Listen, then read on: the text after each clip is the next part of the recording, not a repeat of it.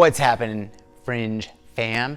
It's PK here in my brand new studio, and I want to tell you, it's a sad day for me. I'm gonna get this thing cut off tomorrow, and it has been my friend on my face for the last year. So I'm crying on the inside. But it's also a happy day for me because I get to play with my kettlebell. And a kettlebell is one of my favorite strength and conditioning implements. So today I'm here to tell you 10, not one, not two, not even 5, but 10 things that you can do with your kettlebell. But before we get into that, I want you to join me in our private Facebook community, Garage Gym Revolution. We here at Fringe Sport exist to improve lives through strength. And in that end, we create a private Facebook community, Garage Gym Revolution, where you will find an environment of positivity, and you'll find a ton of people just like you who are trying to change their lives through strength. You'll find a link in the comments below. Come and join me in our private Facebook community. Let's jump into this. So you've got a kettlebell. What do you do with it? Isn't it just the same thing as a dumbbell?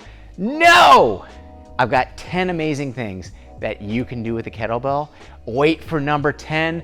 I'm gonna try to knock your socks off. So in quick order, they are swing, snatch, clean, jerk, press, farmer's walk, waiter's walk, Turkish get up, rack walk, and number 10, I'm not gonna tell you to the end, you gotta watch a little bit more. All right, let's take it from the top and let's talk about these for a minute.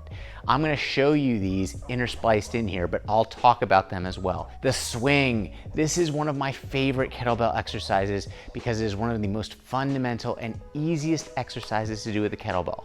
All you're gonna do is you're gonna be holding a kettlebell in 2 hands. You're going to let its weight cause you to hinge at the hip, and you're gonna have a little hip pop, and you're gonna let that kettlebell pop up. Imagine that your arms are like ropes. In other words, you're not pulling it up, you're letting that hip pop drive it up.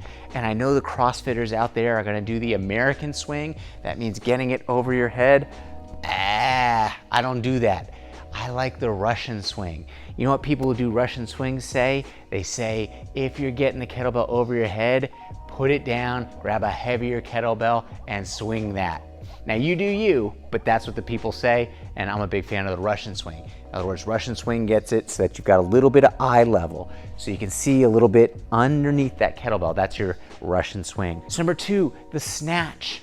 So the snatch starts typically from the hang. In other words, you got the kettlebell in one hand, and then you're again doing a pop and a zip, and it ends up over your head with your arm fully extended. In this video, I'm not gonna go into some of the finer points of the snatch movement. I'm sure you can find some other videos for that. I'm just gonna tell you that's what the snatch is. Starts at the hang, sometimes starts at the floor, but I usually like to do it from the hang, and then zip, pop, and it ends up overhead in one smooth movement. Number 2, and this is like the brother to the snatch, the clean. You're also typically starting from the hang, although some people start from the floor, and then you've got that pop zip, and then you're getting underneath it and you're catching it here in the rack position. So you're gonna be racking that kettlebell. The ball of the kettlebell is gonna be against your wrist. You should be able to hang out with the kettlebell like that in the rack position for quite a while. Then after you've mastered the clean, you go to the jerk. You're gonna do a little dip, drive, and you're gonna drive that overhead. So it starts from the rack, dip, drive, and you're gonna drive that overhead. The next one that I'm gonna talk about is the press. The press is like the jerk, except nicer. No, I'm just kidding. So with the jerk, you're using some body English to dip and then push that up, drive it up, and you can even dip down a bit underneath it. With the press, you're doing that clean. Just muscle, baby. All it is muscle. So we'll show you that.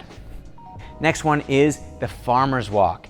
So honestly, the farmer's walk is about the easiest thing you can do. Pick up the kettlebell, they also call it a suitcase carry, hold it in your hand and just start walking around. So this is really gonna blast your forearm. Pick up the kettlebell, just start walking around. Next one is gonna be the waiter's walk. Waiter's walk, get that kettlebell over your head, maybe with a snatch, and then start walking around. Imagine that you are a waiter with a tray of food over your head. That is the waiter's walk. Next, we're gonna head to the Turkish Get Up.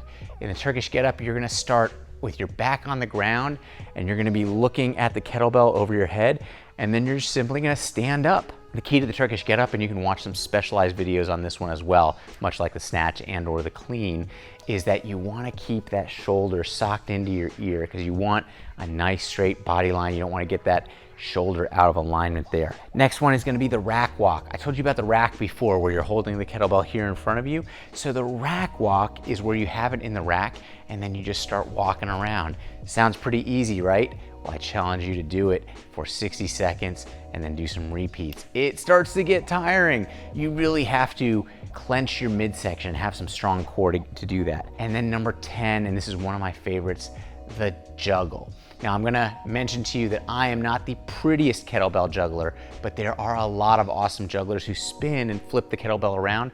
For me, I just got really good at doing Russian swings and then switching the kettlebell in midair.